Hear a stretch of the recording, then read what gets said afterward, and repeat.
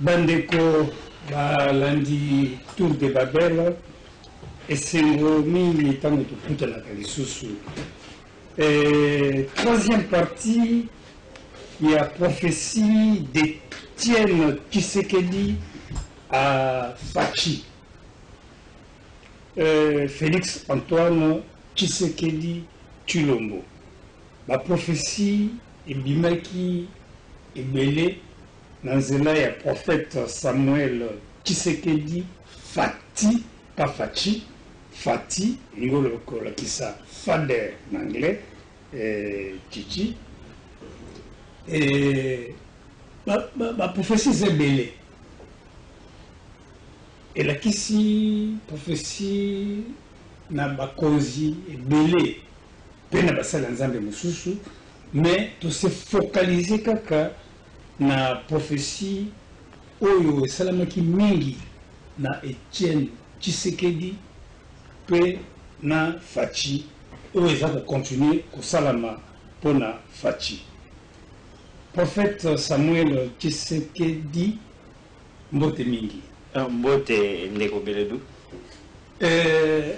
Prophète Samuel Tshisekedi a appuyé, accompagné, complété na ndeko Paulin Kabeya yali na observatoire des religions africaines. Ndeko Paulin Kabeya mbote mingi. Mbote vieux frère mbote mingi na bandeko balandia émission Tour de Babel. Information na peut tabana na information nazali kopesa ba jeune il y a assemblée cité de consolation Zwami Bongo na balabala Mbakana numéro 152 je crois bien. Bazali organiser journée moko ba bengango rencontre pour la gloire de Dieu Regloud et ezali na thème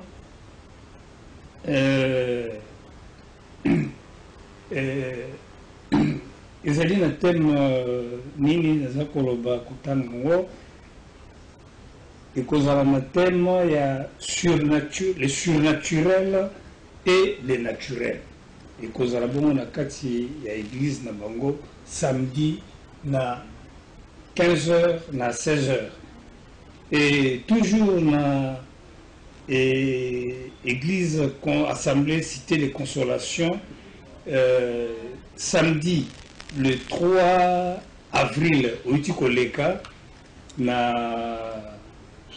mokambi ya église pasteur Stani a kumbaki bana na ye ya sika bakendaki bateme ezalaki bongo na njili na rivière njili tolanda baimage na mwa mokuse tozongela après invité na ngai. Le samedi 3 août 2019, les anges étaient en fête aux cieux avec Dieu, car certains de ses filles et garçons se sont reconvertis. Ils ont accepté Jésus-Christ comme Seigneur et Sauveur et accepté de naître de nouveau, c'est-à-dire être baptisés dans l'eau au nom de Jésus-Christ. C'était sous la conduite du révérend pasteur Stani de l'Assemblée Cité de Consolation. L'un des baptisés, Donatien Beledou, pour ne pas le citer, avant d'être plongé dans l'eau par le révérend pasteur, un coq a salué son baptême alors qu'il n'était que 7h55.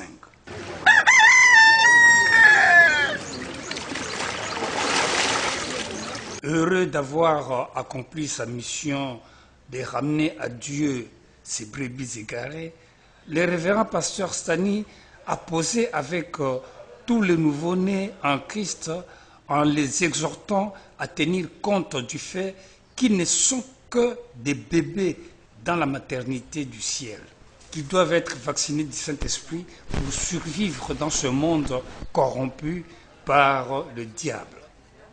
Un combat quotidien dont l'issue victorieuse est le salut de l'âme.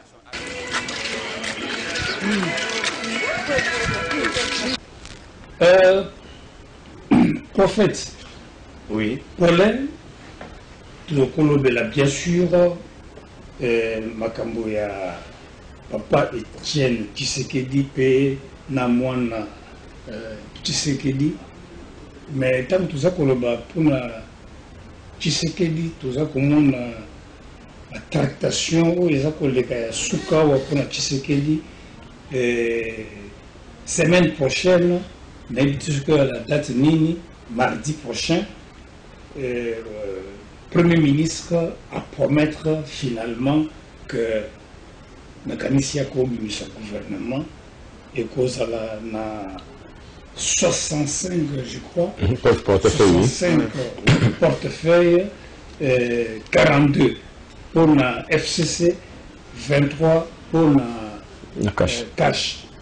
Bitumba et bandit déjà, mais nanya ko les ministres na ko les kate, mais dans la lecture spirituelle bozanango il a voulu échanger na ba gouvernement et les cas na où ezakoya sur en termes il y a dépenses financières. Tout dit gouvernement éléphantesque dit dépenses. Donc les coûts de dépenses les indiquent dans le gouvernement et nous aurons quel budget? Bon,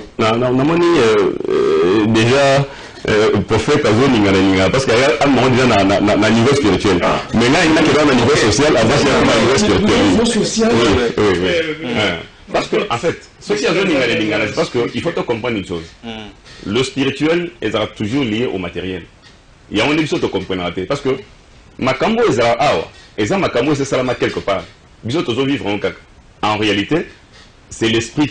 Même toujours dominé sur eux toujours monawa. Donc les amakambo et ça déjà quelque part, il y a mon mutu ekobisama. En réalité ce toujours là amakambo Italie gouvernement mes frères. Quelque part, il y a ça par rapport à la au groupe de réflexion pour l'émergence du Congo GRKG. Na cellule de ça qui a cellule de distance populaire. Et ça pourquoi? Parce que toujours que moi tout tozali na slogan, il y a le peuple d'abord. Mais pour ça la biso que le peuple d'abord éthique à la slogan et comme un mode de gouvernance. Pourquoi? Parce que biso peuple né, tozali kopesa sa mokonzi ya mboka. Bokonzi, tozali kopesa bokonzi na batu nyonso azolanda. Tovotaki président de Tolobaka, topesi pouvoir ya renommer Ndeko Ilou Nkamba comme premier ministre parce que ça pouvoir na biso peuple. Il faudrait quelque part ba politicien ba rendre compte na biso peuple. C'est pourquoi on a dit que surtout que mode de gouvernance, il y a le peuple d'abord ezala. Il faut associer les peuples. Mais quelque part na makambo tali gouvernement ba fou les frères. Parce que ça fait combien de temps pour comme un gouvernement? D'abord, pour comme un premier ministre, ça a pris combien de temps? Souka, Sylvia Sélé, Lunkambaye, te pêcher le monde. Mais toi, comme la tractation du gouvernement, pour comme un et tout le coup, il y a battu et bini. Ça a pris encore combien de temps? Mais en réalité, sur les lectures de Malam, vous allez que et tout le coup, c'est seulement pour satisfaire les intérêts. Il y a Zaki Nabiso, Soko Tiete, Aochama Kelele. Yepekuna Zalaki, So Salibote, Aochama Kelele. On l'a dit, on le répète plusieurs fois. Il faut que tous aller vigiler à Makambo. On voit bien que les lots peut-être il faut satisfaire, Baninga, pour il y a un gouvernement de coalition. Mais coalition, et bon, c'est l'essentiel. L'essentiel pour la chose, c'est que Moka et Bima et Kendeliboso, nous voulons parler de l'émergence. Bisous, tout le monde, dans notre groupe de réflexion, pour réfléchir, qu'est-ce qui peut amener l'émergence dans ce pays? Mais pour l'émergence, il faut d'abord un gouvernement fiable. C'est vrai que tu vas te bêler, mais je doute fort que moi, ma cabo, toujours banga comment. Parce que le dans le qui, que non, le premier ministre a dit, bah, on pèse à 3 noms à chaque poste. Donc, on te 65 fois 3, ça fait combien? Et puis, ils vont faire le choix. Mais, n'a évité, autre français, qui trompe qui? C'est ça le problème, parce que le gouvernement, c'est la coalition. Par, il y a FCC et Yébani. Par, il y a Bani, on soit cash et Yébani. C'est-à-dire que Bani a FCC, Barotia, va tout prendre l'intérêt dans Bango. Pas d'abord l'intérêt à peuple, il y a Bango. Ce qui veut dire que cash peut dans l'intérêt, va tout prendre l'intérêt dans il y a peuple dans l'intérêt. Donc, moi, je vois mal que scénario où il y a 3 personnes, et zéro comme moi aussi. Peut-être qu'on a encore sa vie sauter, on va gâter Bazaki Misatou, mais tous yeux, mais pourtant, la Misatou, on a voyé déjà. Que la Misatou est aux Andéiers. Mais Bakisa fait Bango, il va aller pour. Toko, ça va manquer comme si tu Bakisaki. Ça, c'est mauvais. Bisous, tu as dit 65 personnes, on veut bien, Balokani. Mais Toko, ça n'a pas. Parce que déjà, tu as dit. des voix s'élèvent pour dire que non, ceux qui budget est à Mouké, ils ajoutent à Mouké ça à leur côté parce que déjà 70% est budget et qu'il n'y a rien à dépenser à la ministre. Si on se 65 personnes, avec un budget à 4 milliards, tout ce qu'on a. Et surtout, les tiaboués, tout ce qu'on a tellement supplémentaire ou tapé. Peut-être que non, vous avez un budget 30 milliards. 4 milliards pour tout ça, les 4 milliards, on a réellement. Quand ça y est, en termes de recettes, et ça m'a boulot. Bon, peut-être que cette fois-ci, tu dis que tu es en lutte contre la corruption. Mais, mes vieux frères, pour la biche au peuple, tu es un peu moins réticent dans le scénario où le gouvernement, vraiment réticent. Tu es aussi dans le gouvernement qui a la mise, les politiciens qui ont biche au peuple, que nous avons un gouvernement, eux, qui ont réellement la carte de Makamuna, qui ont l'attente de la population, pour qu'il y ait vraiment la émergence. Voilà un peu sur le plan social. Le prophète Samuel Tshisekedi, Natangi Nabokebi Makasi, beaucoup aux collègues de la Puna Kokomayango, Namoni ba prophétie ébellie au début Assemblée nationale, Sénat, présidence de la République, ndenge na ndenge, ba autorité ndenge na ndenge, mais nulle part Namoni prophétie sur le social. Il y a Tshisekedi par exemple. Et aux hommes, le problème du gouvernement, on a ni ndenge ndeko voilà outil qu'on développe. Toujours on a kaka partage ya gâteau au on a deuxième république. Gâteau on a comme république ici la gâté. Donc tout est na pouvoir pour la biso ici. Bon, d'abord, bon, comme ndeko Paulin Outoloba, na moi spiritualité après tout cause na moi social. Au fait, ce que nous biotanga qui lettre nanga, so tali la lettre ya le 1er février 2012. Voilà, la tinérante na l'ambassade de France, dans le département américain. Alors le lobby 5e président Kosala. À cause de la, selon l'ordre de Joséphine et la bénédiction, on est à Papa Etienne. Na Joseph, selon sa naissance, dans le bureau 4e frère Joseph, sur Otali, selon sa naissance, Félix Aza 3e, tout sangis na Oya, Papa Nisali 4. Et puis dans le Biboye, il mettra le Congo sur les rails de la justice et de la vérité. Tout le monde a Ilukamba. Ah oui, tu as dit directeur, il y a CNCC, non, chemin de fer. On a en 2012, rail sauté en France, ligne de chemin de fer. Donc le choix d'Ilukamba, ce n'est pas un hasard. Déjà en 2012, Dieu m'avait montré, président, 5e président à côté, c'est-à-dire avec déjà Ilukamba, Zamba Yebi Ndenga comme Congo, Peto Kenina Rail. Nangana sa collaboré. Bon, les gens sont en train de murmurer, oh non, ni Félix à Kekolia, na Kabila Mesamoko. Le 15 janvier, na résidence à Papa Etienne, lettre Isaac Kakao. Na commis les bouts, na commis 2019, na lobby Genèse 26. Sur le terrain Genèse 26, on a Isaac, elle a commis puissant. Abimelech, Picole na Azouat, Moninga naye, il 3. Bayeki, pour se réconcilier nani. Là, Isaac. Isaac, c'est là Tshisekedi. Parce que ça dit Tshisekedi. Na Isaac. Isaac, presque dans ma stance, mon bien Isaac est en hébreu. Tshisekedi, Koseka, on a un peu Koseka. Dans le bagi, na Genèse, lettre, on est allé. Isaac, peine à cacher, la permanence, la résidence à Papa Etienne. Ils allient. Donc, ce n'est pas un hasard. D'ailleurs, surtout, je me suis dit, Esaou na Jacob. Jacob est à la mêlée qui est Esaou Bilé. Hein? Dans le sens où on a qui a botté qui doit donner. C'est une bataille que non, parce que Félix a gagné na Kabila. Sur le plan spirituel, c'est Félix qui domine Kabila. C'est qu'il a fait là spirituellement, il a dominé Kabila. Le fait d'inviter quelqu'un, peut-être très beau marché si, parfois on a été invité, ils ont dominé spirituellement. C'est pourquoi nous avons prophétisé Boye pendant la période où il y a un gouvernement qui Bima. Comment les FCC Kabila Bakozala n'a service à Félix, mais avec beaucoup d'hypocrisie. Et puis je vois dans un crépitement, il y a des balles, des milices, mais Bakozala maîtrisé. Mais aussi, dans un parlement, un parlement acquis à Félix Tshisekedi. configuration et bien nous sommes au monde en société. Et c'est pourquoi même na ça la vision en 2015 na moni tapis rouge Papa Etienne Kabila oh Papa Etienne Soundengeni à l'état qui noir ça m'a c'est ça ombre pouvoir naie ou quel pas moi naie na 2016 na octobre ça lettre correspondance mon na komaki wana correspondance c'est une correspondance on a komaki na komaki lettre na septembre à parlement avant que toujours bazo banda dialogue ya Kachach na komaki déjà lettre tout la mukabu tout moni moi clip moi ça maki na yebisi bango zamba pesinga ba vision mibale na moi vision liboso ba nzete mibale ba branche nango zo tout nzamba lobi ako séparer ngo na moni nzete moko eliami na ba insecte et lokola mutu moko boya zo koya na en défaillance c'est-à-dire zo kufa zo miyebate na bizambe wala sunini et après zamba ya election en octobre na moni cortège présidentiel funèbre ya Papa Etienne Nandoto Bizarre, mais c'est quoi ça? C'est alors au moins la correspondance, on a la comédie pasteur, on a jusqu'à menton, on a Eric en France. Na ABC, parce que là Gmail, qu'on s'est raté, donc on a un téléphone. Na ABC, je te remercie parce que tes messages que tu m'envoies, ça correspond à la situation politique qui est en bord en Abisso, et puis ils ont conseillé un peu famille biologique qui est chef d'État. Mais ABC, priez pour nous parce que dans ce monde, la Kabila veut nous exterminer, il veut nous tuer.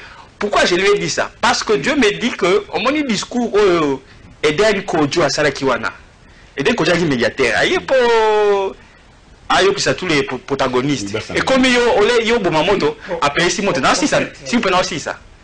Alors Benini, un tigre ne se prévaut pas de sa propre tigritude, il doit dévorer sa proie. Dieu peut dire, moi, quand il va s'aliboyer, il va préparer et le comment retenir Namboka.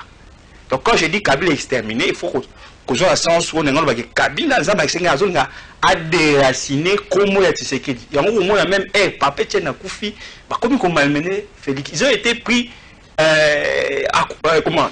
Ils ont été court-circuités par Dieu. Il y a un moment où Kabila a été obligé de céder le pouvoir et de le transférer à loin de Dieu qui est Félix Tshisekedi. Voilà. Prophète. Tshisekedi Azali 5e président, ouais. Mais au lobby en réalité Azali 4e selon l'ordre joséphite. Ouais. Quel est cet ordre joséphite et quels sont les 3 précédents? Ouais, ordre joséphite en gros dingue. Avant que on ait confirmé du saut, confirmation en une prophétie à 4e président. Ouais. Est-ce la blague ou ça c'est Simon Kimbangu qui avait prophétisé? Tout à fait. Et Kabila sera le 4e président et qui sera toujours là. Et d'ailleurs, c'est un débat encore qui vient. Oui, d'accord. Et puis, on a toujours la lettre, on a le 1er novembre 2011. Après avoir repris sa papa, Etienne fait des routes dans le bureau qui nous conquérit pour pouvoir être bénédiction. On a PC bénédiction prophétique. À ce numéro 11, sur la Bible, Joseph, c'était le 11e de la famille. Là, c'est ordre Joséphite et outil. Numéro 11. Mais l'ébicier, aux Okene, qu'on scellait bénédiction au Yayo, qui n'est la postérité. Depuis 2006, on a ébicié Makambouana. Donc, premier Joséphite, c'est Joseph. Pour ça, Félix Abotami, le 13 juin, ouais. Aux U1 c'est pas un hasard. A commis président par accidenté.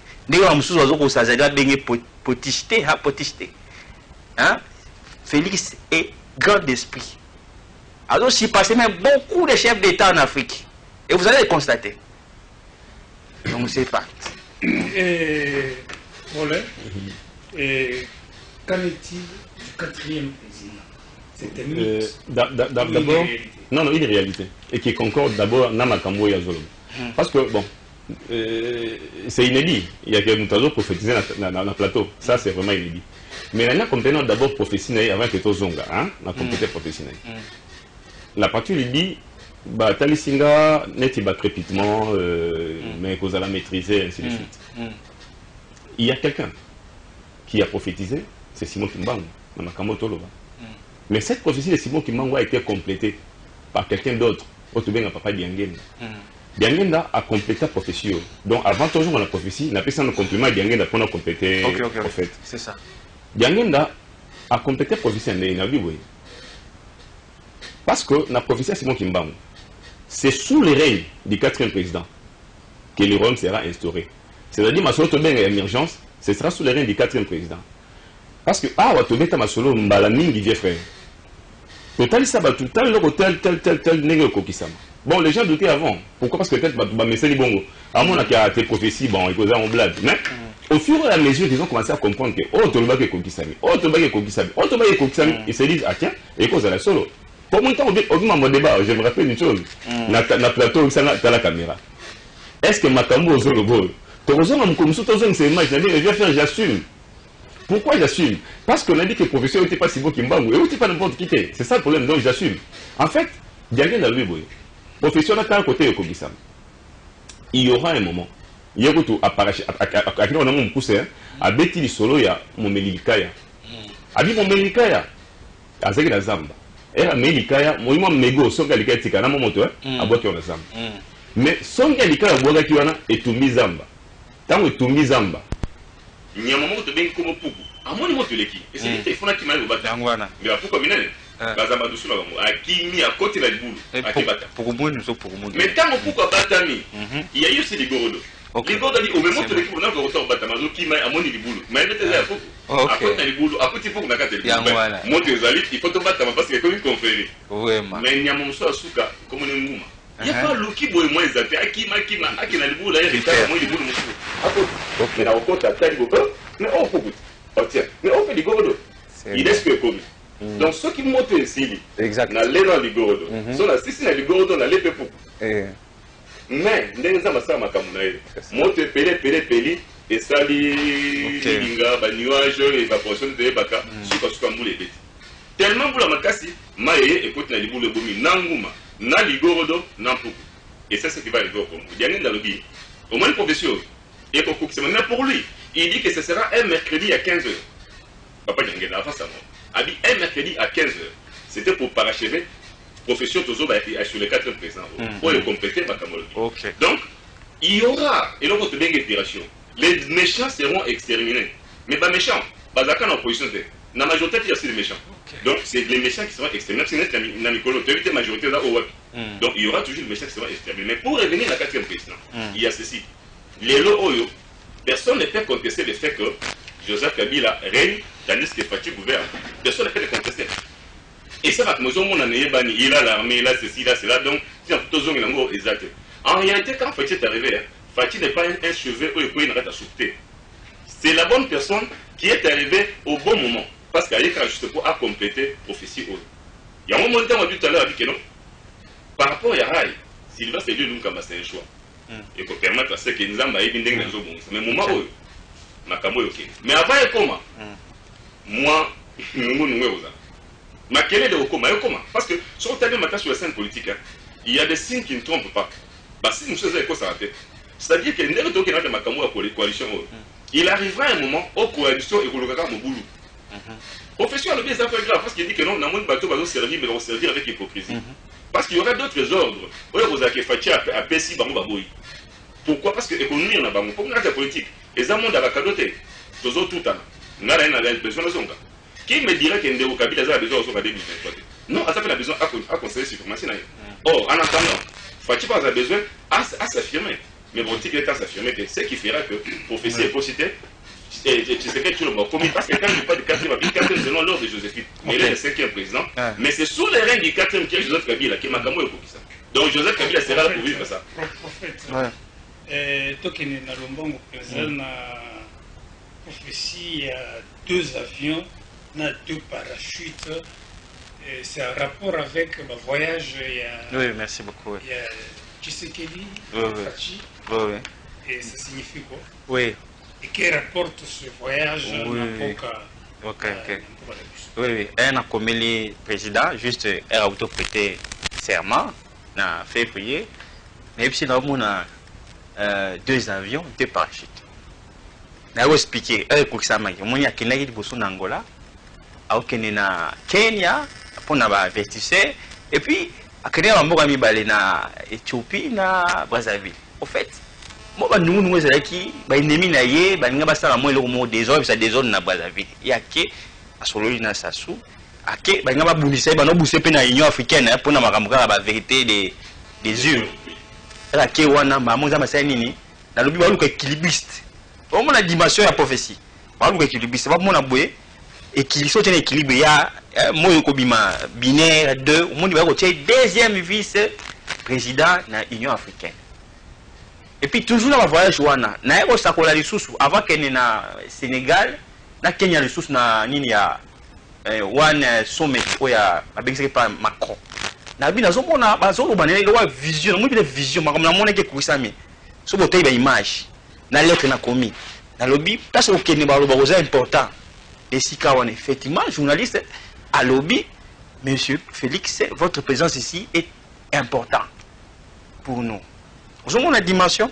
Et puis, nous avons une sous le mususu yango ezo puissant nani comment je peux dire. Na loba tu veux que ezo sala nga moi passe na motema parce que na komela même Vitel Kamerhe na lobby na yo mona vision c'est-à-dire entre deux avions na moni des plantages à vol risque pas à cash.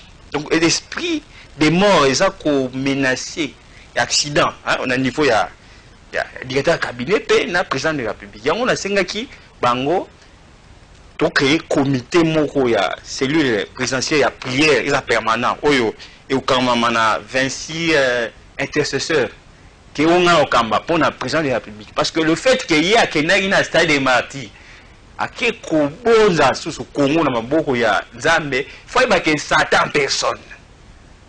Parce que les gens qui sont na butu ne yebse ko tonani ndekolanga Paulin to solaki na on va visiter ba prince des démons c'est-à-dire Satan en personne la prince ya puissance de l'air na ko pesa même comme on fourfou azoluka na moni pena na avion président na caméra ndeti fula et comme ndeti fula donc nzamba yebisa bango prier parce que Satan en personne azoba bato mukité Satan en personne azolinga bundisa ye na présidence na.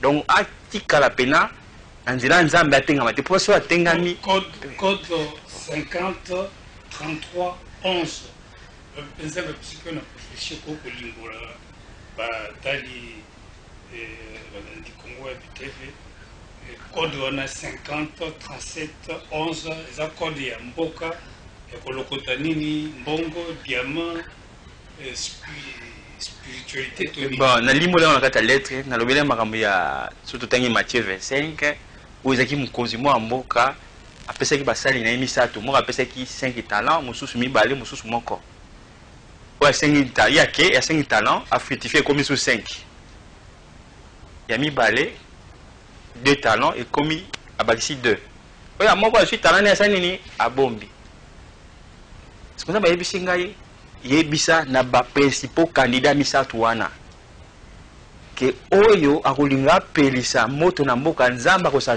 charger na yeli on a cheki sur total taché 50 37 11 pour parler de ces trois candidats oyo akopelisa moto nzamba ko frapper ye alobi yoza parce que ba talent hein ba talent s'appelle le roi ba fruit de l'esprit il faut ça mutakimia so olingi déjà da mener à répondre voilà. OK. Réalisateur azo sala biso signe ngonga la biso koki rapidement on a posé deux petites questions pour répondre à Ngengolingi, mais tout en étant vraiment sincère spirituellement parlant. Est-ce que Martin Fayoul a zali guidé l'esprit ni spirituellement bino batu yazam et autant la paix des téléspectateurs pour répondre sincèrement et prophétiquement, spirituellement. Pensez-vous que la relation Tshisekedi-Kamerhe c'est une relation franche, sincère ou entachée des... Non, répondons officiellement. Ok. Quelque part, le prophète est très important. Il y a des mots de l'air. Ok. Fourfou. D'accord. C'est des mots. je continue encore à le battre une chose. Président Fachi a activé la force, peut-être le va éviter. C'est ça le problème. Activer la force, il éviter. Oui. On doit avoir boîte à Pandore. Au moins, il le fait pour le bac, non? Nzambe. Yo zala na trop na Congo. Hein? Zala na trop na Congo. Bisoto zala na yo. A fongoli ba hostilité mususu oyo yemo va éviter. C'est pourquoi lui dit il faudra atikala nanzela ya prière. Parce que atikala nanzela ya prière, il y aura un danger. Pourquoi? Parce que tu yebi biso nyonso que Mobutu azwa mboko akaba na Satan. Ba présence sur les cas Mobutu azwa pesa na Nzambe azate parce que ça va continuité. Mais lorsque il a vu yango abotoli yango Satan. Zoka ka mukomboso botola établi. Vraiment tout. C'est ça qu'il a fait. C'est ça, ouais. Oui, alors il faudra encadrer le Koya Sadi parce que activer la force il y a évité. L'intercession. Oui, voilà. Donc activer la force il y a évité. Voilà premièrement. Mais deuxièmement, sur le Martin Fayolo. Quelque part de Sika, il met les Alaka, mon lit de feu Alaka. Martin Fayolo joue son jeu. Mais spirituellement, bon, je l'ai dit, il a sur un plateau qui me disait l'amour c'est un état d'esprit. Mais là, si c'est un état d'esprit, c'est que c'est un esprit malin, autre dans la Bible. Parce que l'amour est un état d'esprit. Il faut le voir socialement. Ils ont un état d'esprit. Donc on laisse cette histoire de dire que l'amour c'est un état d'esprit. Bah, protestant, nous en mettez les rebelles. Kamere Tshisekedi. Bon, Kamere Tshisekedi, bon, les lots non. Non, non, on va qui socialement. Kamere Tshisekedi, parce qu'il faut qu'on se dise des choses, non? Bon. Je crois que l'on les lotés au prochainement, comme ça, tout ça, oui. Donc, bon, Martin Fayol, au fait, les a été, mais, par contre, c'est qu'il y a une cabale. Donc, esprit, au Martin Fayol, on a un numéro d'esprit à cabale, les juifs. Voilà. Prophète, Paulin Kabea, la 4e et dernière émission sur les prophéties d'Étienne Tshisekedi à Fachi, la semaine prochaine. Avec rendez-vous pris et la dernière émission est de clôturer, de conclure. Donc je vous dis au revoir et à la prochaine. Merci.